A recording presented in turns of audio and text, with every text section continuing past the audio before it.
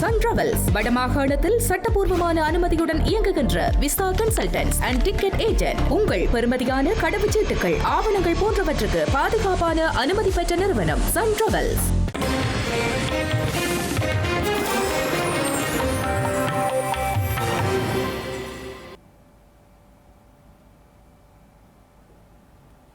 வணக்கம். இது ஐபிசி தமிழின் பிரதான செய்திகள். முதலில் தலைப்புச் செய்திகள். வருட இறுதியில் மாகாண தேர்தல், புலம்பெயர் இளைஞர்களுக்கும் வாக்களிக்க விசேட வாய்ப்பு. மக்களின் அடிப்படை உரிமை மீறும் அனுர மாகாண சபை தேர்தலை உடனடியாக நடத்துமாறு கரு ஜெயசூரிய வலியுறுத்தல்.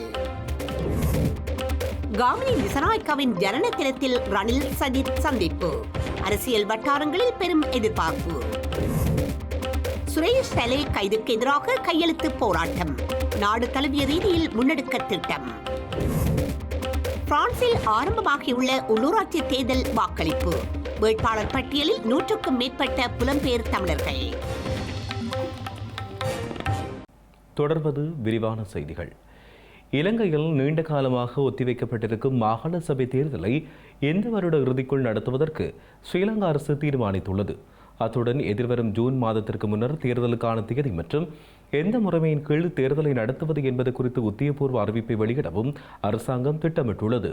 மாகாண சபை தேர்தலில் புலம்பெயர்ந்து வாழும் இளைஞர்களுக்கும் வாக்களிக்க சந்தர்ப்பம் வழங்கப்பட உள்ளதாக ஸ்ரீலங்கா வெளிவகார அமைச்சு தெரிவித்துள்ளது.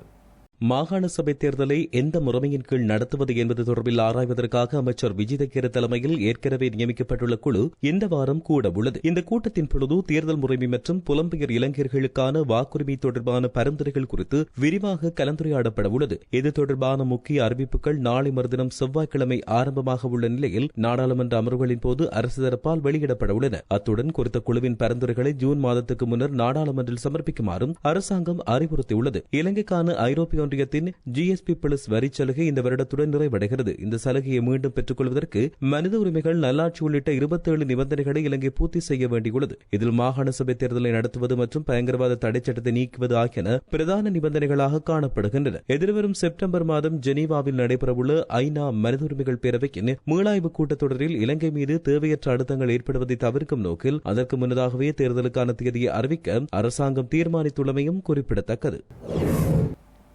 மாகாண சபை தேர்தல் நடத்தப்படாமல் கடந்த 9 ஆண்டுகளாக நாட்டு மக்களின் அடிப்படை உரிமை மறுக்கப்பட்டுள்ளமை அநீதியான செயலாகும் என ஸ்ரீலங்காவின் முன்னாள் சபாநாயகர் கரு ஜெயசூரிய தெரிவித்துள்ளார். மாகாண சபைகள் இயங்காமல் அரசு இயந்திரம் சரியாக செயற்பட முடியாது எனவும் ஊடகங்களிடம் கருத்து வெளியிட்ட போது அவர் தெரிவித்துள்ளார்.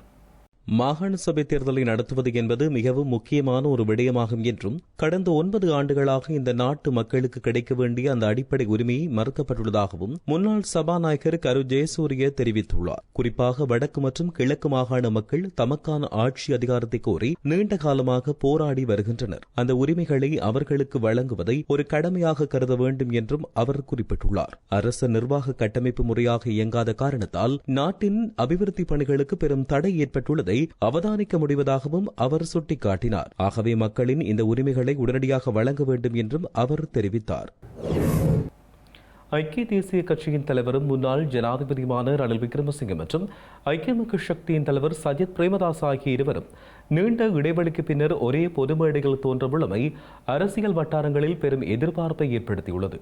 இலங்கையின் மூத்த அரசியல் தலைவர்களில் ஒருவரான மறைந்த முன்னாள் அமைச்சர் காமினி திசாநாயக்கவின் ஜனன தின நிகழ்வையொட்டி நாட்டின் இரு பிரதான அரசியல் தலைவர்களான ரணில் விக்ரமசிங்கே மற்றும் சஜித் பிரேமதாஸ் ஆகியோர் எதிர்வரும் வெள்ளிக்கிழமை ஒரே மேடையில் தோன்றவுள்ளனர். இரு கட்சிகளினதும் முக்கிய தலைவர்கள் மற்றும் நாடாளுமன்ற உறுப்பினர்கள் உள்ளிட்ட ஆதரவாளர்கள் இந்த விசேட நிகழ்வில் கலந்து கொள்ள உள்ளனர். இலங்கையின் அரசியல் வரலாற்றில் ஆளுமை மிக்க தலைவராக கருதப்பட்ட காமினி திசாநாயக்கவை கௌரவிக்கும் வகையில் இந்த ஜனன தின நிகழ்வு ஏற்பாடு செய்யப்பட்டுள்ளது. இந்த சந்திப்பு வெறும் நிகழ்வாக மட்டும் பார்க்கப்படாமல் இரு கட்சிகளுக்கும் இடையிலான இணைப்பு முயற்சிகளின் ஒரு அங்கமாகவே பார்க்கப்படுகின்றது. கடந்த ஜனாதிபதி மற்றும் பொதுத் தேர்தல்களில் ஐக்கிய தேசிய கட்சி மற்றும் ஐக்கிய மக்கள் சக்தி தனித்தனியாக போட்டியிட்டதால் வாக்குகள் பிளவுபட்டு பின்னடைவை சந்தித்தன. இதனால் பிளவுபட்டால் தோல்வி, இணைந்தால் வெற்றி என்ற யதார்த்தத்தை இருதரப்பு உறுப்பினர்களும் வலியுறுத்தி வருகின்றனர். இதன் அடிப்படையில் கடந்த சில மாதங்களாக கொழும்பில் உள்ள நட்சத்திர விடுதிகளில் இரு கட்சிகளினதும் முக்கிய பிரதிநிதிகளுக்கிடையில் பல சுற்று பேச்சுவார்த்தைகள் நடைபெற்றன. தற்போதைய அரசாங்கத்தின் கொள்கைகளுக்கு எதிராக ஒரு வலுவான ஜனநாயக போராட்டத்தை முன்னெடுக்கவும் வரவிருக்கும் மாகாண சபை தேர்தல்களில் ஒருமித்த கூட்டணியாக களமிறங்கவும் இருதரப்பும் கொள்கை ரீதியாக இணக்கம் கண்டு வருவதாக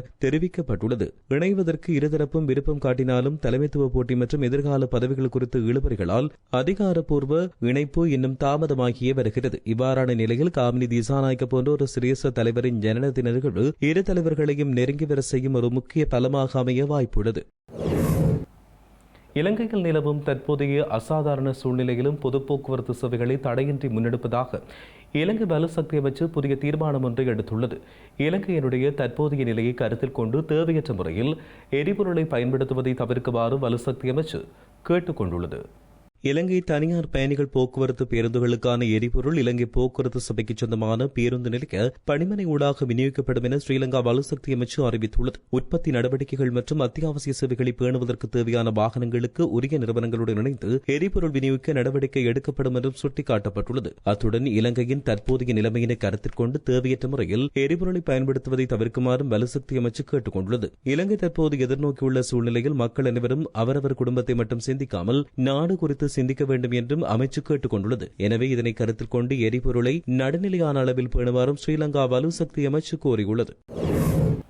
உயர்த்த ஞாயிறு தின தாக்குதல் சம்பவம் தொடர்பில் அரச புலனாய்வு பிரிவின் முன்னாள் பணிப்பாளர் மேஜர் ஜெனரல் சுலேஷ் சலே கைது செய்யப்பட்டமைக்கு எதிர்ப்பு தெரிவித்து நாடளாவிய ரீதியில் கையொப்பங்களை திரட்டும் மக்கள் மனு போராட்டம் ஒன்று ஆரம்பிக்கப்பட்டுள்ளது.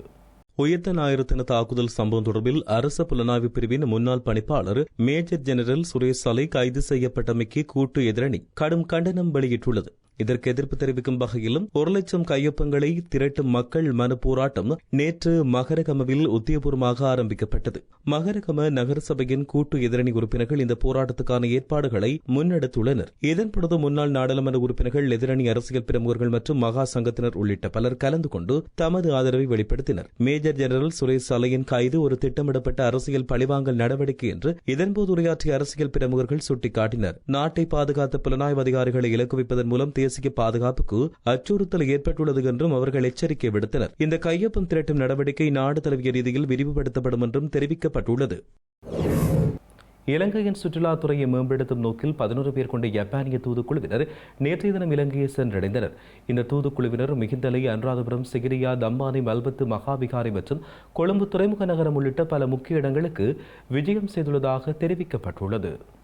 இலங்கையின் முன்னணி சுற்றுலா நிறுவனம் ஒன்றின் ஒருங்கிணைப்பின் கீழ் ஜப்பானிய தூதுக்குழுவினர் இந்த விஜயத்தை மேற்கொண்டுள்ளனர். நேற்றைய தினம் ஸ்ரீலங்கா ஜனாதிபதி அலுவலகத்தை பார்வையிட்டதோடு அலுவலக அதிகாரிகளுடன் கலந்துரையாடினர். இதன்போது இரு நாடுகளுக்கும் இடையிலான சுற்றுலாத்துறை உறவுகளை வலுப்படுத்துவதோடு தாங்கள் பெற்றுக்கொண்ட அனுபவங்களை ஜப்பானிய மக்களுடன் பகிர்ந்து கொள்ள உள்ளதாக தூதுக்குழுவினர் தெரிவித்தனர். குறிப்பாக ஜப்பானிய சுற்றுலா பயணிகளிடையே இலங்கையை ஒரு முதன்மையான சுற்றுலா தலமாக பிரபல்யப்படுத்துவது குறித்தும் இதன்பொழுது ஆலோசிக்கப்பட்டது. கொழும்பு, அனுராதபுரம், சிகிரியா, மஹியங்கரை மற்றும் கண்டி ஆகிய பகுதிகளை மையமாக கொண்டு இலங்கையின் தனித்துவமான கலாச்சார மரபுகளை சர்வதேச அரங்குக்கு எடுத்துச் செல்வது தொடர்பான விடயங்கள் குறித்தும் ஜனாதிபதி அலுவலக அதிகாரிகளுடன் கலந்துரையாடப்பட்டுள்ளது. இந்த நிகழ்வில் ஜனாதிபதியின் சிரேஷ்ட மேலதிக செயலாளர் ருஷான் கமகே உள்ளிட்ட சிரேஷ்ட அதிகாரிகள் பலரும் கலந்து கொண்டனர். திருகோணமலை சம்பூர் காவல் பிரிவுக்குட்பட்ட உப்பாறு களப்பு பகுதியில் சட்டவிரோதமான மதுபான உற்பத்தியில் ஈடுபட்ட 2 கைது செய்யப்பட்டுள்ளதுடன் பெரும் தொகை கசிப்பும் மீட்கப்பட்டுள்ளது. கைது செய்யப்பட்ட குறித்த சந்தேக நபர் எதிர்வரும் வியாழக்கிழமை மூதூர் நீதவான் நீதிமன்றத்தில் முன்னிலைப்படுத்தப்பட உள்ளனர். திருகோணமலை சம்பூர் காவல் பிரிவுக்குட்பட்ட உப்பாறு களப்பு பகுதியை அண்டிய காட்டுப்பகுதியில் சட்டவிரோதமான மதுபான உற்பத்தியில் ஈடுபட்ட 2 நேற்று மாலை கைது செய்யப்பட்டனர். சம்பூர் காவல்துறையினருக்கு கிடைத்த ரகசிய தகவலின் அடிப்படையில் குறித்த கைது இடம்பெற்றது. குறித்த சந்தேக நபர்களிடமிருந்து பெருந்தொகை சட்டவிரோத மதுபானம் மீட்கப்பட்டதோடு உற்பத்திக்கு பயன்படுத்தப்படும் பொருட்களும் கைப்பற்றப்பட்டன. குறித்த சந்தேக நபர்கள் 27 மற்றும் 33 வயதுடையவர்கள் என்று தெரிய வந்துள்ளது. கைது செய்யப்பட்ட சந்தேக நபர்கள் இன்று காலை பிணையில் விடுவிக்கப்பட்டதோடு எதிர்வரும் வியாழக்கிழமை மூதூர் நீதவான் நீதிமன்றில் முன்னிலைப்படுத்தப்பட உள்ளதாக சம்பூர் காவல்துறை தெரிவித்தனர்.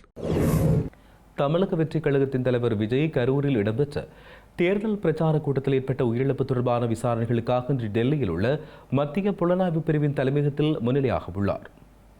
தமிழக வெற்றி கழகத்தின் தேர்தல் பிரச்சார கூட்டம் கடந்த ஆண்டு செப்டம்பர் மாதம் 27ஆம் தேதி கரூரில் நடைபெற்றது. இதன்போது எதிர்பாராத விதமாக ஏற்பட்ட பயங்கர கூட்ட நெரிசலில் சிக்கி பெண்கள் மற்றும் குழந்தைகள் உட்பட 41 பேர் உயிரிழந்திருந்தனர். குறித்த சம்பவம் இந்தியா முழுவதும் பெரும் அதிர்ச்சியையும் சோகத்தையும் ஏற்படுத்தியிருந்தது. உச்சநீதிமன்ற உத்தரவின் பேரில் குறித்த வழக்கே மத்திய புலனாய்வு பிரிவு அலுவலகத்தில் விசாரணை நடத்தப்பட்டிருந்தது. இந்த நிலையில் 3வது முறையாக மார்ச் மாதம் 10ஆம் தேதி முன்னிலையாகுமாறு மத்திய புலனாய்வு பிரிவு அழைப்பாணை அனுப்பியிருந்தது. தமிழக சட்டமன்ற தேர்தல் பணிகள் காரணமாக தமிழகத்திலேயே விசாரணை நடத்த விஜய் தரப்பில் கோரிக்கை விடுக்கப்பட்டது. எனினும் அதனை ஏற்க மறுத்த மத்திய புலனாய்வு பிரிவு இன்றைய தினம் முன்னிலையாகுமாறு கட்டாய உத்தரவு பிறப்பித்துள்ளது. இந்த நிலையில் தமிழக வெற்றி கழகத்தின் தலைவர் விஜய் நேற்று பிற்பகல் சென்னை நீலாங்கரை இல்லத்திலிருந்து புறப்பட்டு தனி விமானம் மூலம் டெல்லி சென்றடைந்திருந்தார் என்பதும் குறிப்பிடத்தக்கது. பிரான்சில் நடந்து வரும் உள்ளூராட்சி தேர்தல் களத்தில் புலம்பெயர் தமிழர்கள் உள்ளிட்ட வாக்காளர்கள் வாக்களித்து வருகின்றனர். பிரான்சில் முன்னெப்போதையும் விட உள்ளூர் மற்றும் தேசிய பிரச்சினைகள் பின்னி பிணைந்துள்ள நிலையில் இடம்பெறுகிற இந்த தேர்தலில் புலம்பெயர் தமிழர்கள் அதிகமாக வாழும் பாரிஸ் புறநகர் பகுதிகளில் ஈழத்தமிழ் மற்றும் புதுச்சேரி பூர்வீக தமிழர்கள் உள்ளிட்ட 130 புலம்பெயர் தமிழர்களும் வேட்பாளர் பட்டியலில் இருப்பது குறிப்பிடத்தக்கது. பிரான்சில் அடுத்த ஆண்டு அரச தேர்தல் இடம்பெறவுள்ள நிலையில் அதன் நாடிப்பிடிப்பாக இன்றைய உள்ளூராட்சி தேர்தல் இடம்பெற்று வருகிறது. பிரான்சில் முன்னெப்போதையும் விட உள்ளூர் மற்றும் தேசிய பிரச்சினைகள் பின்னி பிணைந்துள்ள நிலையில் இன்று காலை முதல் வாக்களிப்பு இடம்பெற்று வருகிறது. 48.7 மில்லியன் வாக்காளர்கள் வாக்களிக்கக்கூடிய இந்த தேர்தல் 35,000 உள்ளூராட்சிகளுக்கு நடைபெறுகிறது. இவற்றில் 93% இறுதி முடிவை அறிய இன்று இடம்பெறும் முதற்சுற்று வாக்களிப்பு போதுமானதாக இருந்தாலும் ஏனைய 7%க்குரிய உள்ளூராட்சிகள் மற்றும் பெருநகர எதிர்வரும் 22ஆம் தேதி இடம்பெறும் 2ஆம் சுற்று வாக்களிப்பு தான் இறுதி முடிவுகளை வழங்கும் என எதிர்பார்க்கப்படுகிறது. இந்த தேர்தல் களத்தில் 130 புலம்பெயர் தமிழர்களும் தமது தரப்புகள் சார்ந்த வேட்பாளர் பட்டியலில் இடம் பிடிக்கின்றனர். இதில் 90 பேர் ஈழத்தமிழ் பூர்வீகத்தைச் சேர்ந்தவர்களாகவும் ஏனையோர் புதுச்சேரி பூர்வீக தமிழர்களாகவும் காணப்படுகின்றனர். செய்திகளின் நிறைவாக மீண்டும் தலைப்புச் செய்திகள். வருட இறுதியில் மாகாண தேர்தல், புலம்பெயர் இளைஞர்களுக்கும் வாக்களிக்க விசேட வாய்ப்பு. மக்களின் அடிப்படை உரிமை மீறும் அனுர மாகாண சபை தேர்தலை உடனடியாக நடத்துமாறு கரு ஜெயசூரிய வலியுறுத்தல். காமினி திசாநாயக்காவின் ஜனன தினத்தில் ரணில் சஜித் சந்திப்பு, அரசியல் வட்டாரங்களில் பெரும் எதிர்பார்ப்பு. சுரேஷ் தலே கைதுக்கு எதிராக கையெழுத்து போராட்டம், நாடு தழுவிய ரீதியில் முன்னெடுக்க திட்டம். பிரான்சில் ஆரம்பமாகியுள்ள உள்ளூராட்சி தேர்தல் வாக்களிப்பு, வேட்பாளர் பட்டியலில் 100க்கும் மேற்பட்ட புலம்பெயர் தமிழர்கள்.